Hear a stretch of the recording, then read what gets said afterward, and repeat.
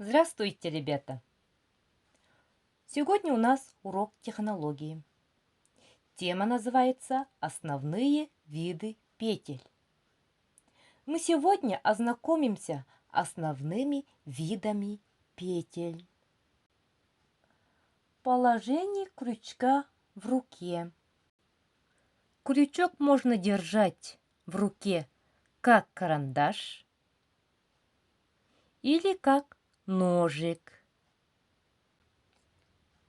Это у нас начальная петля. При вязании крючком вывязывание начинается с начальной петли. Цепочка воздушных петель. После вывязывания первой воздушной петли действия повторяют, пока не получится цепочка из воздушных петель нужной длины.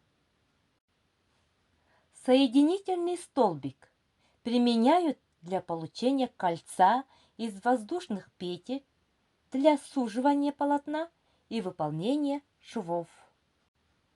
Мы видим столбик без накида. Используют во многих узорах для получения плотной ровной поверхности. Полустолбик с накидом получается более высоким, чем столбик без накида, и образует рыхлую поверхность и красивый край. И последнее.